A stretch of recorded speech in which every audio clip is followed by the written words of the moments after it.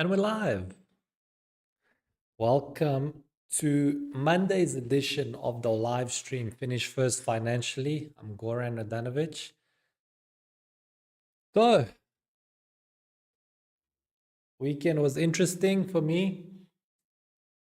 And now I'm back here at 7 a.m. Eastern Standard Time to do the live stream. Today, I wanted to talk about what keeps you poor or broke, however you want to phrase it. It's still I think the bottom line is you don't have money if you are doing certain things, which I'm going to talk about. And I think it's important to really talk about these things so that when you're in a bad situation, you're doing something wrong consistently, you don't really realize what you're doing. It's like you're wondering, why am I getting the results that I'm getting? And you sort of like stuck in this loop and you can't figure it out. Only when somebody else sheds the light on your situation, you're like, oh, okay, that's it. It's because you're so wrapped up in what you're doing. You're so used to it. It's like you develop the habit that you don't really realize. You don't see what's going on. And that happened to me as well, absolutely. And it's happening to a lot of people who are struggling financially. One of the biggest problems is that, because of lack of personal finance education, people don't know themselves. And, we've never received any personal finance education at schools. Most of our parents never taught us this. So we kind of had to figure it out through mistakes. And that's exactly how I learned, through mistakes when hitting rock bottom. So one of the valuable things about this live stream is that we're going to talk about what keeps you poor, so that you can kind of see if what I mentioned pertains to you, and it most probably will, because most of our financial problems are more or less the same. Sure, there's people who are at the extremes and making just crazy mistakes, and then there's some of us who are still making mistakes but much less. But I think the root cause of most of our financial mistakes, there's a common denominator, more or less, I would say.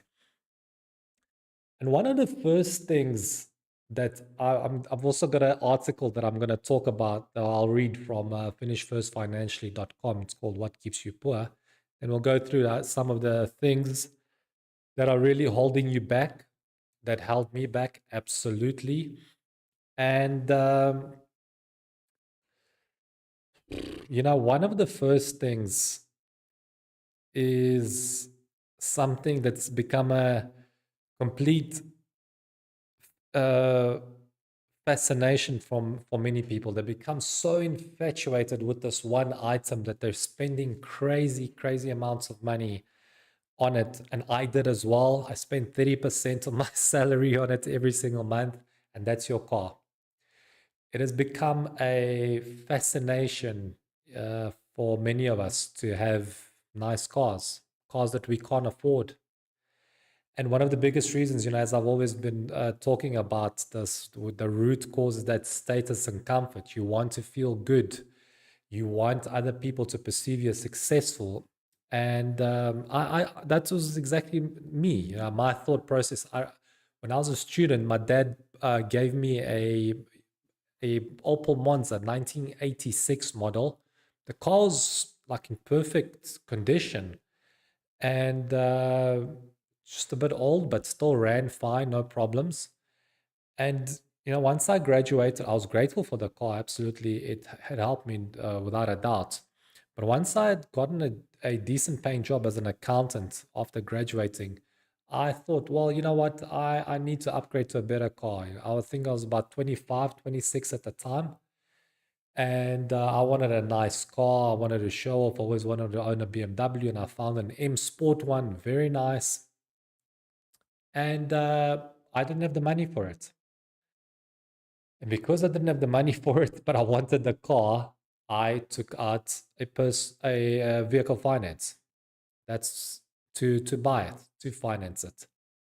And I think because that was probably one of my first purchases on credit, my interest rate was high. I think it was about 7, 8%, maybe a bit more if I can remember. So for a car, that's quite big.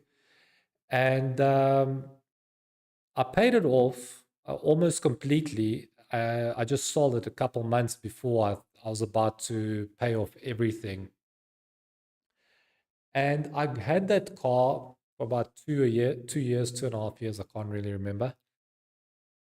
And I thought, well, you know what? I've gotten this car on credit and it's time for me to upgrade. So let me buy another better car. And then I got a luxury BMW. It was more expensive than the sports one. Also in credit. Yeah, I thought I was cool. My friends always, when they looked at my car, they said, that's a awesome car. That people at the traffic light were impressed by me. That made me feel good. Because one of the reasons that we're so fascinated by cars is that it portrays this image of success. You can't take your house with you out on the street. You can't show that off. So what's the next thing that you can show off? And that's your car. And that's why people spend a ridiculous amount of money on cars. As I said to you, mine was 30% of my salary. Remember, that includes the monthly payment, gas, insurance, all the registration, well, license fees and so forth. And I just carried on with that. And I was always wondered, why do I not have money? Why is it that I'm always scraping by? Because if you look at my rent and my vehicle finance, just that alone is like 60% of my salary. And then you still got all the other debts that I had to pay, and then food and everything else. And then there goes the whole salary. I imagine if my monthly expenses were car expenses were 10% of my salary, I would have saved at least 20% of my income. That's a significant an amount over several months, several years. I could have eventually bought a car for cash had I approached my personal finances in that manner.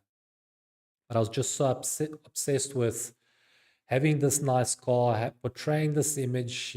It's almost as if I'd attached my identity to this car. Like I want this car so badly, and I just had to have it. And especially with the second car, the bank approved me that loan like literally within minutes after talking to a consultant over the phone.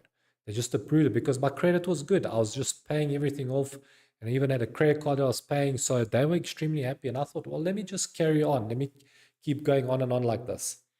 And I probably would have been in would have had vehicle finance probably for the rest of my life had everything continued the way it was. And even though maybe I would have been able to make the payments and never have defaulted, that's not the point. Why do you want to be in debt? Why do you want to have vehicle finance? It doesn't make sense. I always say there's no good debt, but if you're going to be in debt, then the only debt that's kind of reasonable to me is a mortgage, because a house, you could sell it if you're now no longer and no longer able to make the payments.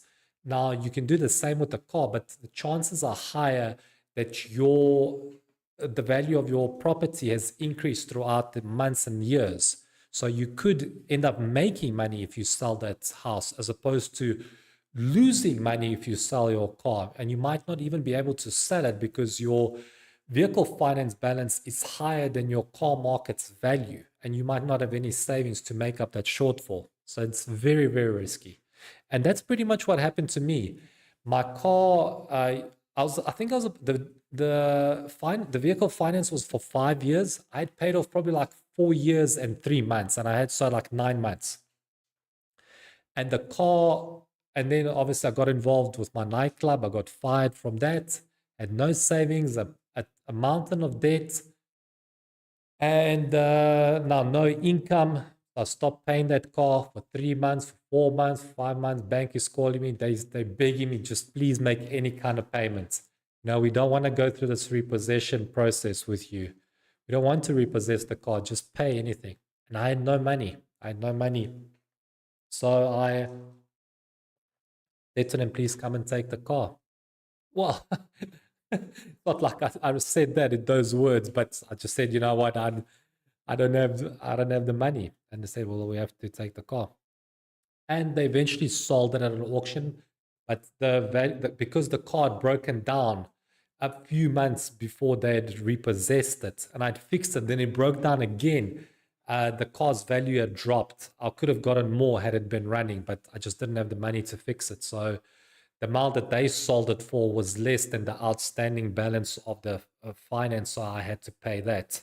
And then obviously there's administration fees, storage fees, and all of that that goes along with that entire mess. So cars on vehicle on borrowed money, a no for me. By the way, you know, as always, I say this is not investment or financial advice. This is just my personal experiences that I share. You know, it's for entertainment purposes. It's up to you what you do with your money or what you don't do. So that's your thing. But I'm just telling you what I did for me. I will never take out vehicle finance ever again.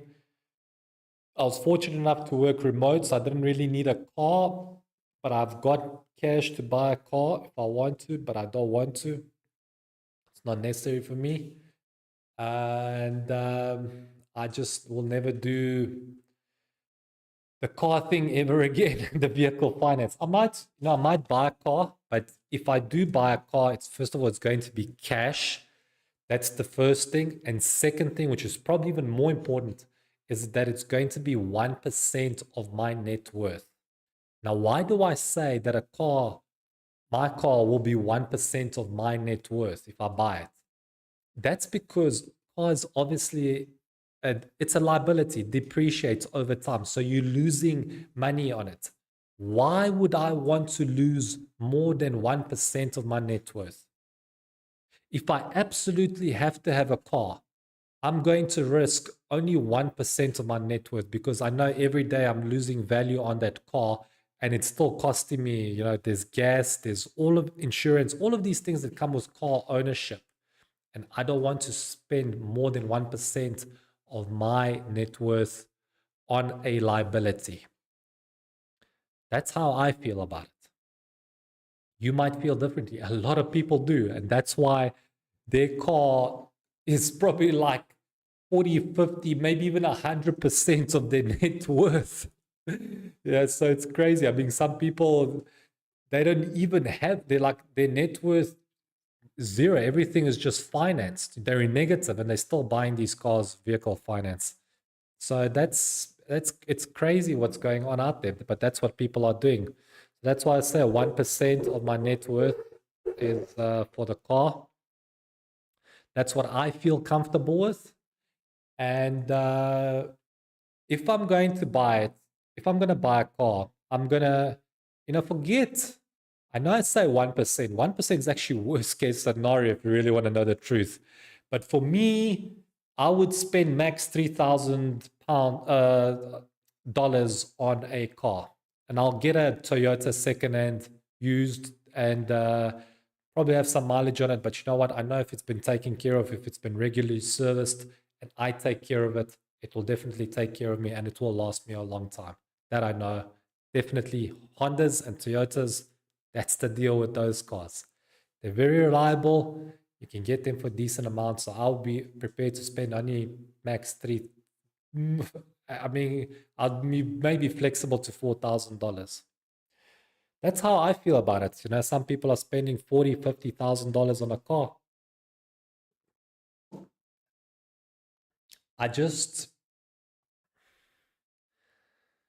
I can understand it if you're a millionaire.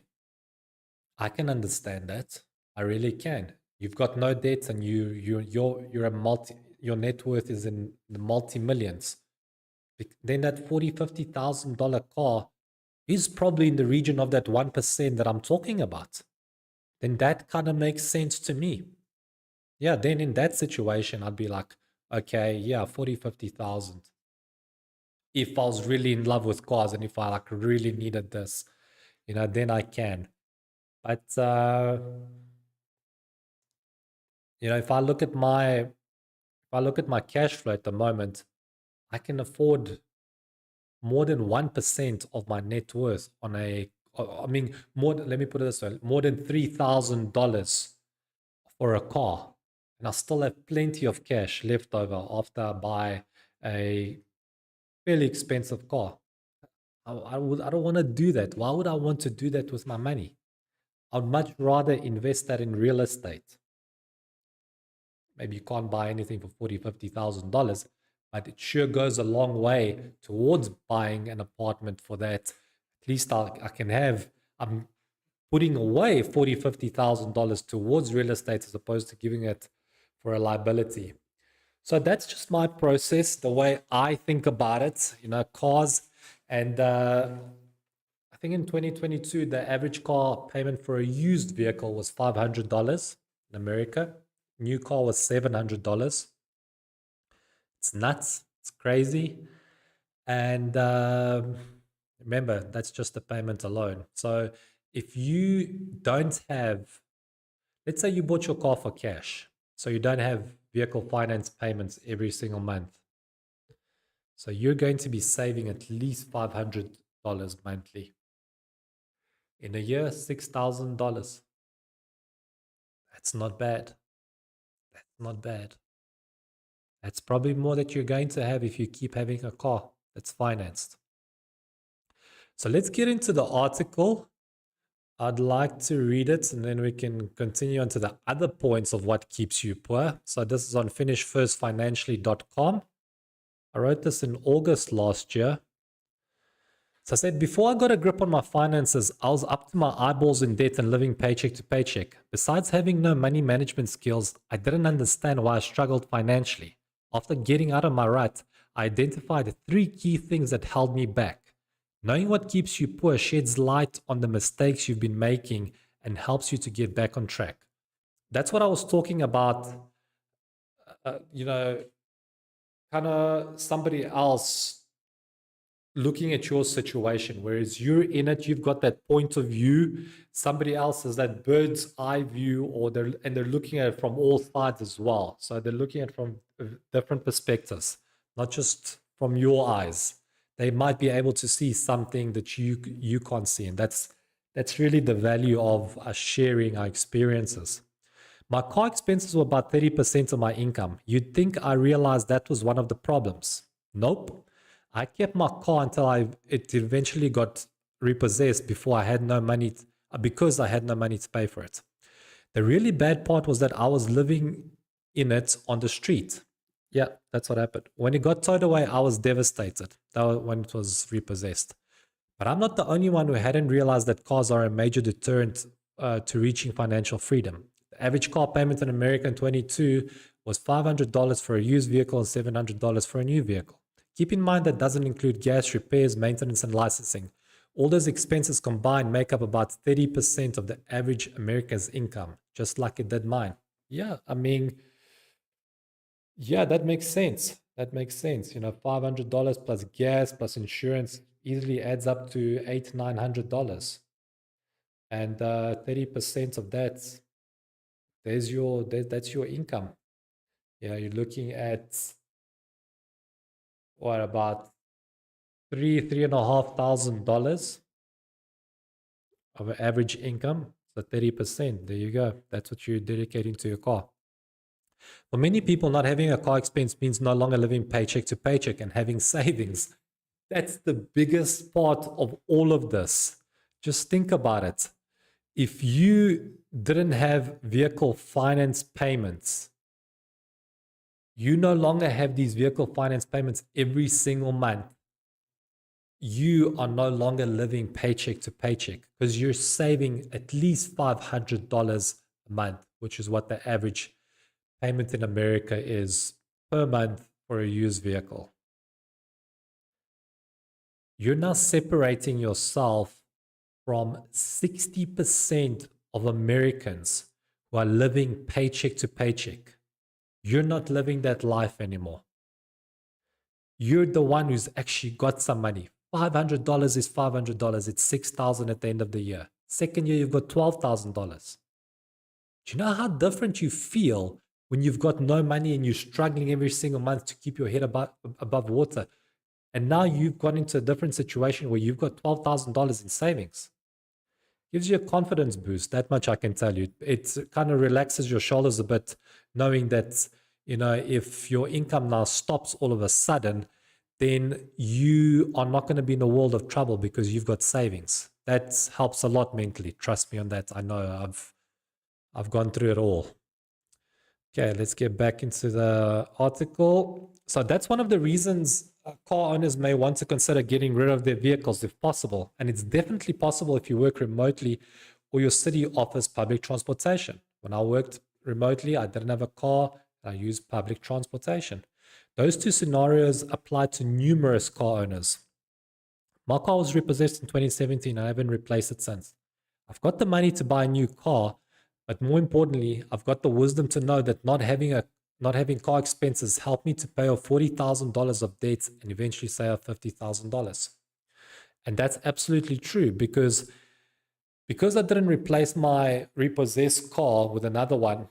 I was dedicating all of that money to my debt repayments. So I paid off my debt quicker. And then once I paid off all of my debt, I still didn't have a car. So I was taking that money and putting it into savings. So that the savings account just grew quickly. So that's what happens when you don't have a car. Even though my car was repossessed, I still owed the vehicle finance balance. I paid that first because not having that payment enabled me to dedicate that significant amount to my smallest debt. Credit cards. I don't want to hear stories about how your credit card purchases make sense because the companies offer you points. What nonsense. Spending is psychological. The problem with using your credit card for purchases is that you don't see the physical money leaving your hand. If you did, chances are high that your spending pain button would be pressed. I found out about my spending pain button when I paid my rent for the first time with cash. I was gobsmacked at the amount of money I parted with each month for an expense that provided no equity. I remember that day very clearly, It's it was the first time that I paid, and this was probably like maybe 7-8 years after I'd rented a place. And I paid it with cash, and I just saw this money, and I'm like counting, eventually count the rent, and it's like, man, this feels like I'm just flushing it down the toilet. Yeah, I'm fortunate I can live here for the month, but that's it. This money that's in my hand, which is a lot, represents just a month's, worth of stay. That's it. If I rather invest, I should have rather put it into a mortgage, but I just wasn't that smart enough. So, when you put stuff on your credit card, it just feels easier because, as I say, you don't see the money. So it's like, when you see the money, there's a completely different psychological effect on you. And when it's just a card that you're swiping, then I think the best way I can describe it is when you see it physically, it's like you see what you worked for and how it's parting ways with you. But when you paid with a credit card, you don't see what you worked for and it's parting ways with you. I think that's probably the best way I could explain it. But when you see that money, it hurts you. It's like, oh man, look at what I'm doing. I'm working hard, but this money is going to somebody else. What am I doing? And when you put stuff on your credit card, it just kind of alleviates that pain. Or maybe there's no pain at all. It's like, I'll just pay it later. And that's another thing. Having that delay, by having a credit card buys you time. So you can postpone a payment until the end of the month or maybe even later. And that's why a credit card feels like your friend. It feels like it's helping you out. But all that it's doing is it's providing you a short-term solution so that you buy time, you kind of can breathe for a little while, but then it provides more headaches in the long run because the payments eventually catch up to you. You have to settle those payments. And the worst part is that those payments are usually at 20 or even higher percentage than what you bought it at. That's the kind of interest that most people are paying on their credit cards, and it's crazy. So a credit card provides you with a short-term solution. That's what it feels like, at least, but it provides you with a long-term problem. It makes your finances more complicated. So that's one of the things that people, they see the credit cards as being their friend, and that's just not the case. It's not helping you. It's actually digging that hole deeper. And when I decided to get out of debt, I said to myself, I'm stopping all. I'm not going to borrow money anymore. I'm not going to do that because I'm not going to get out of a hole by digging it deeper. I need to cut out all of this borrowing and start paying off what I've already got so that I can pay it off as soon as possible.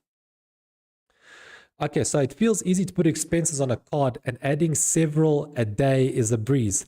I mean, why not, right? You'll pay the balance at the end of the month, so there won't be any interest charged. Yeah, right. I doubt it. The problem with credit card debt is that you can roll it over to the next month if you somehow end up not having money to pay it because you've exhausted your funds on other expenses, like most people in debt. What's worse than having a credit card? Having two credit cards. And it's amazing that there are people with two credit cards that are using one credit card to pay off the other. One of the other things that I saw, which was even more shocking, is people putting food on credit cards. Man, if that's not a sign that you need to reduce your expenses, then I don't know what is. It's different if it's like a debit card, and the money is going, it's your money and it's going off your account. You've actually, in a way, paid for this food with cash. Whereas a credit card, you say to yourself, well, I'm going to pay it at the end of the month. And if your income stops, you're not going to pay it at the end of the month. If you add more stuff to your credit card, chances are you're not going to pay it at the end of the month because you've just overwhelmed yourself with this credit card balance. So, as I say, again, if you're putting food onto a credit card, you need to seriously reevaluate your personal finances. Check what you're doing. Okay, so the problem with credit card debt is that you can roll it over to, okay, I said that. Yeah, the two credit cards. I think it's hysterical that some people are using one credit card to pay off another. If that isn't a sign you need to live below your means, then I don't know what is. I actually didn't even read that now. I know I just said it, but I didn't read this before I said it. After I paid off my credit card, I closed my account and cut up the card. I think one of the biggest, when I started paying off my debt, the credit card was, I think, maybe second or third debt that I paid off. And just having paid off my credit card just felt so amazing. I don't know. I've paid off all the other, I've already paid off my overdraft and personal loan and all of that after the credit card. So I know how all of that feels. But for some reason, paying off the credit card was just so rejuvenating. I just felt so much better. And I think it's because I had a credit card since I started working. So it was just always with me. And I felt like, I can just put anything on it. It was constantly something that I used and probably would have had for the rest of my life if all of this hadn't happened to me. So just getting rid of it completely opened up a new chapter to my life. It showed me that I don't have to live with this credit card for the rest of my life. I can cope perfectly with cash, which is a much better option. And there's no interest at the end of the month with cash. And nobody is going to call me at the end of the month asking for their money and adding more charges and just giving me headaches. So cash is king. Credit card throughout, don't want it. It's not helping me. And I say goodbye to it forever. Now, the next point, what keeps you poor, is student loans. But I think I'm going to talk about that tomorrow because I'm pretty sure that I can cover like whole half an hour of a live stream with talking about student loans and the various options that you can do instead, alternatives. So I'm gonna call it a wrap for today here. Hopefully I've added some value to your life with what I mentioned. I really hope so. But no, that's how I feel. That's what helped me. Not having a car, not having a credit card, and also didn't have any student loans. That's where I was fortunate, and I'll talk about that tomorrow. So I'm gonna call it a day. Thanks so much for joining me. I'll catch you tomorrow, 7 a.m. Eastern Standard Time, Monday to Friday. For more information, check out finishfirstfinancially.com. Cheers.